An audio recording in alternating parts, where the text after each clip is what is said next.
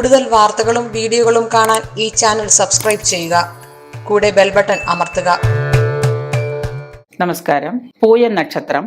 പൂയം നക്ഷത്രക്കാരുടെ ദശാനാഥൻ ശനിയാണ്. ശനിയുടെ മക്കൾ എന്നാണ് പൂയം നക്ഷത്രക്കാരെ സാധാരണ വിശേഷിപ്പിക്കാറ്. പൂയം, ഉത്രട്ടാതി നക്ഷത്രക്കാരൊക്കെ ശരിക്കും പറഞ്ഞാൽ ശനിയുടെ മക്കൾ എന്നാണ്. അച്ഛൻ ശനിയാണ്, പൂയം നക്ഷത്രത്തിന്റെ ദശാനാഥൻ ശനിയാണ്.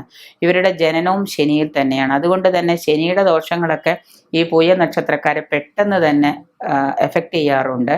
ആരോഗ്യ വിഷയത്തിൽ പൂയം നക്ഷത്രക്കാര്, പൂയം നാളുകാര് സാമാന്യം അനുഗ്രഹീതര് തന്നെയാണ്.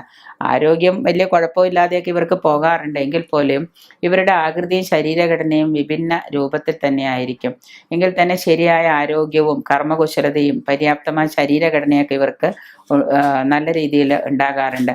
ഈ പൂയം നക്ഷത്രക്കാരുടെ പ്രശ്നം എന്താണെന്ന് വെച്ച് കഴിഞ്ഞാൽ കൂടെയുള്ള കുടുംബ കലഹം, വീട്ടിൽ തന്നെയുള്ള കുടുംബ കലഹങ്ങൾ, എപ്പോഴും വഴക്ക്, പ്രശ്നങ്ങൾ, ഇവരുടെ കുടുംബത്തില് ഭർത്താക്കന്മാര് എപ്പോഴും ഇവരോട് വഴക്കാളികളായിട്ട് നിൽക്കുന്ന ഒരവസ്ഥ, ഇവർക്ക് ഭർത്താവില് വിയോഗം, ശരിക്കും പറഞ്ഞാൽ ഏതെങ്കിലും കാര്യത്തിൽ ഭർതൃവിയോഗം സംഭവിക്കുന്ന ഒരു നാടുകാരാണ് ഇവർക്ക് നേരിടുന്നതായിട്ട് കാണാറുണ്ട്. സ്ത്രീകൾക്ക് ശ്വാസകോശമായിട്ട് സംബന്ധമായിട്ട് രോഗങ്ങൾ, കൂടെയുള്ള ആ ഉപദ്രവങ്ങൾ, ഇങ്ങനെയൊക്കെയാണ് ഇവർക്ക് സംഭവിക്കാറുള്ളത്. ശനിയുമായിട്ട് ബന്ധപ്പെട്ട രോഗങ്ങളൊക്കെ ഇവരെ പലപ്പോഴും അലട്ടാറുണ്ട്. ഇവരുടെ ശനി ദശയിലാണ് ജനനമെങ്കിൽ തുടർന്ന് 17 വർഷക്കാലം ബുധദശയാണ് ഇവർക്ക്. പിന്നെ 7 വർഷക്കാലം കേതുവാണ്, 20 വർഷക്കാലം ശുക്രനാണ്. ശുക്രദശ കഴിഞ്ഞ പിന്നെ 6 വർഷത്തോളം ആദിത്യനാണ്. പിന്നെ അത് കഴിഞ്ഞ 10 വർഷത്തോളം ആദിത്യൻ കഴിഞ്ഞ ചന്ദ്രനാണ്. ഈ ക്രമത്തിലാണ് ഇവരുടെ ദശാനാഥൻ. എങ്കിൽ തന്നെ ജനനത്തിലുള്ള ജനന ശനി ഇവർക്ക് പ്രായേണ ദോഷ ദുരിതങ്ങൾ തന്നെ കൊണ്ടുതരുന്നുണ്ട് ഈ നക്ഷത്രക്കാർക്ക്. ഈ ജാതകന് സാധാരണയായിട്ട് ഗ്രഹ ആഭിചാര ദോഷങ്ങൾ, വീട്ടിൽ നിന്ന് തന്നെയുള്ള ദോഷങ്ങൾ ഇവരെ കൂടുതലായിട്ട് ബാധിക്കാറുണ്ട്. പിന്നെ ഗ്രഹദോഷങ്ങളിൽ നവഗ്രഹ ദോഷത്തിന് പരിഹാരം ചെയ്യുന്നത് ഇവർക്ക് വളരെ നല്ലതാണ്. കാരണം ശനിയാണ് ഇവരുടെ ദശാനാഥൻ എന്നുള്ളതുകൊണ്ട് ഏത് ഗ്രഹത്തിന്റെ ദോഷം വന്നാലും ഇവരെ പെട്ടെന്ന് അത് കയറിയിട്ട് അങ്ങ് ബാധിച്ചു കളയും. അപ്പൊ അതുകൊണ്ട് ജ്വരം, പിന്നെ ശൂലം, ക്ഷയം, ചുമ, അതുകൊണ്ടുണ്ടാവുന്ന ബ്രോങ്കറ്റീസ്, ആസ്മ, വലിവ്, ശ്വാസമുട്ട്, ഇങ്ങനെ ശ്വാസകോശ സംബന്ധമായ പല രോഗങ്ങളും ഇവർക്ക് ദുരിതങ്ങൾ ഉണ്ടാക്കുന്നുണ്ട്.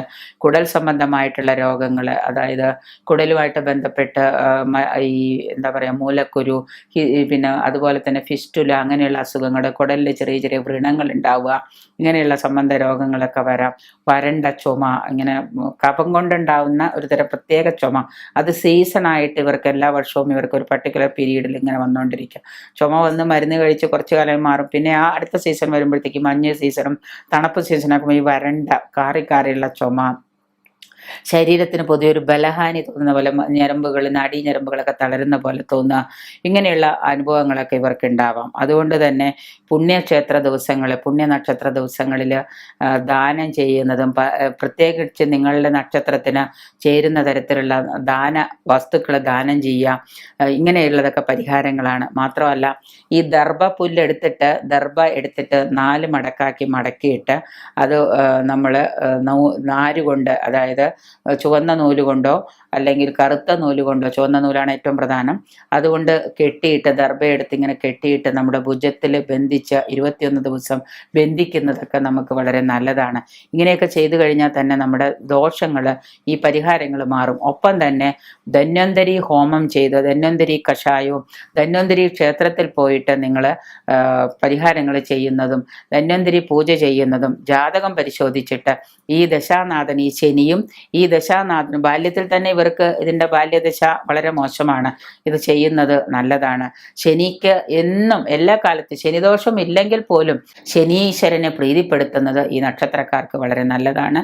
അത് ചെയ്യുന്നത് കൊണ്ട് തന്നെ നിങ്ങളുടെ പകുതി രോഗദുരിതങ്ങൾ മാറുകയും ദോഷം ചെയ്യുന്ന ദശാനാഥൻ ഏതാണെന്ന് പരിശോധിച്ച് നിങ്ങൾ ആ ജാതകത്തിൽ ആ സമയത്തിന് മുൻപ് നിങ്ങൾ അതിന് വേണ്ട പരിഹാരങ്ങളൊക്കെ ചെയ്യുന്നത് നല്ലതാണ്. രോഗാതി ദുരിതങ്ങൾ മാറാൻ നല്ലതാണ്.